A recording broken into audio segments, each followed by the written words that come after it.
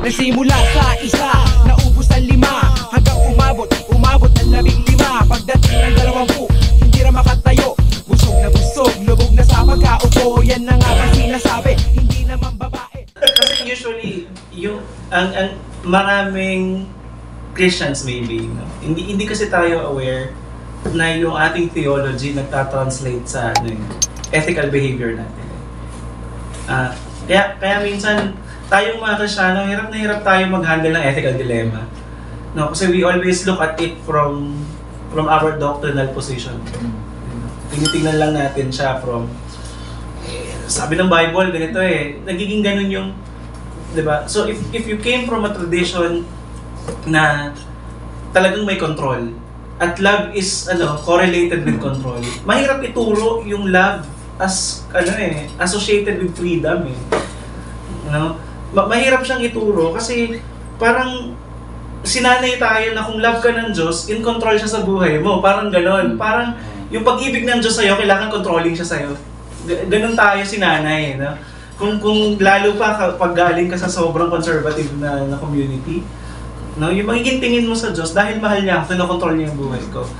Kaya lang, kung titignan mo siya from an ethical perspective, na kung talagang mahal ka ng Diyos, parang hirap naman atang i-settle or i-reconcile nung love na sinasabi mo, tapos kukontrolin mo ako na parang wala akong laya sa bounds ng relationship natin. Diba? So yung love, control, freedom, hindi mo ma-reconcile lalo na yung love and control. Doon minsan nagtatranslate yung theology natin sa etika natin, no? With the way we behave, with the way we translate it to our relationships, for instance, no? Kaya minsan ang Christian ethics very limited with what the Bible says. Even though minsan even the very definition of what the Bible says, hindi naman talaga sabi ng Bible, kundi interpretation lang din naman nila doon sa particular na scripture, for example, or narinig lang nila sa pina-follow nilang preacher, for example, kahit hindi naman nila inusisa yung mismo sinabi ng preacher. Diba? Alam ko yun. So, yun din yung kailangan kailangan din ganan. O yun ang nakakalungkot kasi maraming tao sa atin.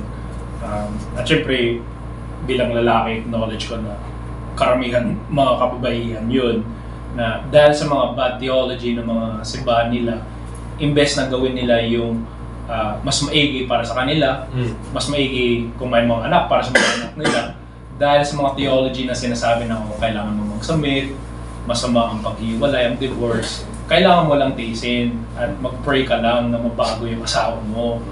At dahil dun, ayun, yung mga babae kailangan pa rin nila tiisin yung pagbubugbog, pag-abuse, kung ano man ang nararanasan nila. Martir. Kailangan maging ganun. At lahat dun dahil sa isa yun ay dahil sa mga hindi magandang theologizing sa ating scripture. Minsan kasalanan pa ng biktima, no? May mga victim blaming pa rin na lumalabas. At I think kailangan din, ayun nga sana makinig tayo sa mga iba na nagbibigay na theology na sinasabi hindi mo kailangan yung tiisin. Pwede kang umalis at hindi magagalit sa iyo ang Diyos. Actually, magustuhan ng Diyos na alis ka na dyan. I think yun ang kailangan marinig ng karamihan. Unfortunately, madalas sa mga simbahan, hindi ganun ang theology na tinuturo at galing sa ating mga pastor. At nakakalungkot, kilala ko yung mga ganun na kasi sabi nila, kailangan kong i-honor yung marriage ko. So, tiisin ko yung bugbog, yung mga ganun nangyayari. Yun na nakakalungkot kung gaano kalalim yung mga conditioning ng theology.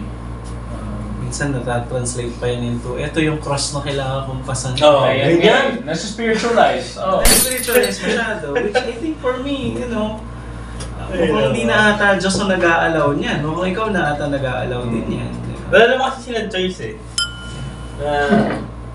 yun yung sinaksak sa utak nila Sumano kinasal sila na may hugot no? Yeah. Kasi galing, yung sinabi mo, boses ng nanay ko yun Diba? It's the cross that we have to carry, no?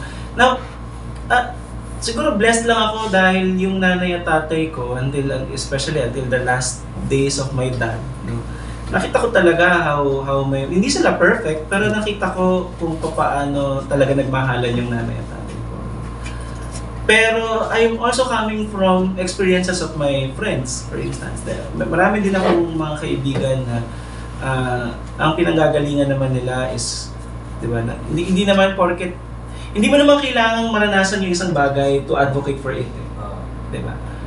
Kumbaga, it so happen lang talaga na on my end, no, nakita ko lang talaga kung paano nagmahalan yung nanay at tatay ko at kung paano nila minodel yun sa amin kahit na imperfect sila. Kahit, syempre, nakikita ko rin naman sila mag-aaway, nakikita ko rin naman sila magbangayan, di ba, na especially nung kalakasan ng daddy ko before, nakikita ko rin kung paano sila mag-asaran ng nanay ko. Nakikita ko kung, in good and bad, nakita ko yung parehong side nila. Nakita ko maging vulnerable yung tatay ko, nakita ko maging vulnerable yung nanay ko. Napagtanto ko na nung nagkasakit yung tatay ko, akala ko may mom was dependent sa tatay ko. Wala pa sa atin, biglang doon ko na-discover na hindi pala ganun ka-strong din talaga si daddy. Doon ko din talaga na-discover na emotionally dependent pala siya sa nanay ko. Di ba may mga ganun, no? Pero, kung titingnan mo rin mabuti, if you are really coming from a family na parang hindi ka masayang umuwi kasi nakikita mo sila nagsasakitan. Wow, si nanay. Anong effect nun? Either kawawa si nanay, kawawa si tatay, damay ka, later on, pag nag-asawa ka, kung hindi ka aware sa nangyayari, pwede mong ulitin yan eh. Daming effect. Pwedeng mamili ka ng site o mamili ka umas na lang sa bahay. O kung ano pang pili mo yung barkada mo. At ako actually masasabi ko yung testimony ko, the testimony tuloy. Pero testimony ng isang successful ng divorce. Masasabi ko, kailangan natin din maintindihan na may iba't ibang itsura ang pamilya. Yeah. Kasi I think naging masyadong idolo yung imahe na may isang tatay, may isang nanay. Ate, kuya. Oo, di ba? Yun, sa ating mga simbahan, yun ang pinaka-pamilya. Kung wala na yun, broken family ka na, kawawa ka naman. Baka may i-redeem, pero hindi yun. Parang ang tingin doon sa mga batang ganun. May kulang sa'yo. Oo, yun nga eh. Pero actually, sabi ko rin to sa kasal namin ng asawa ko. Kasi meron kaming part sa ceremony namin na honoring the parents. Mahalaga talaga sa amin yun na magpapasalamat din kami sa mga magulang namin. Andun yung mama ko, yung lola ko. Yung nagpakalaki sa akin, mama, lola at lola. Yung lolo ko namatay noong 2019. Pero andun yung lola at mama ko. Yung sabi ko sa kanila, hindi ko masasabi na galing ako sa broken family. Kasi buong-buo ang pagmamahal na binigay mo sa akin. I love you. And I think, yun nga ang kailangan maintindihan yung ating mga kababaihan na nakatali sa masamang theology, sa chismisan na broken family na yan, na hindi porket naghiwalay kayo, broken na yung pamilya nyo, or second class yung pamilya nyo na hindi mahalaga. Baka mas mabuo ka pa.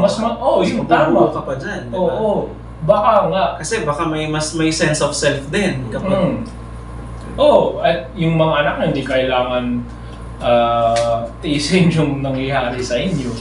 So I think kailangan natin makita na may iba't ibang itsura ng pamilya. Like ako, hindi ko talagang pipiliin na magpatuloy sila ng mama at papa ko. Kasi alam ko hindi talaga sila ilang taon ka na ito? Nung nare-raise mo na? Ha? Ilang taon ka na ito, sir?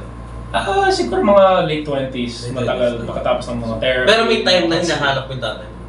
Oo naman. Siyempre, lalo dahil yung pinagalingan ko sa US, mga private Christian school, madalas mga puti na kumpletong pamilya. So na-insecure ako na, bakit sila kumpleto, nanay, tatay? Ako, yung lolo ang nagsusundo sa akin. Madalas kapag may event sa school, mama's busy sa trabaho, so lolo at lolo ang kasama ko. So insecure talaga ako doon. Pero dahil kasi hindi ko nakita na mayroon palang iba't ibang itsura ng mga pamilya na pwede mangyari, hindi ibig sabihin hindi may isang mas mahalaga or ano.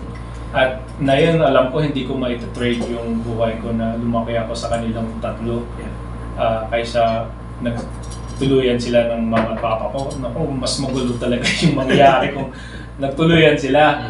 Hindi ko nga alam, siguro mas imagine mo na no? Oo, siguro sa amin tatlo, may isa siguro na nakakulong o wala na talaga. sa tingin ko kung Depende talaga. nagpatuloy. O kasi may mangyayari na hindi mo alam na ganun pala yung ugali ng Might cause asawa harm than mo. good eh. Oo, yun nga eh. So, I think talagang nagpapasalamat ko sa kalagayan ng pamilya namin na ganitong nangyari. Nasa age na ako na nakita ko, napakaswerte talaga ako na kahit hindi yung traditional na sinasabi nilang pamilya, napakalaking bagay para sa akin. Binigay sa akin ng pamilya.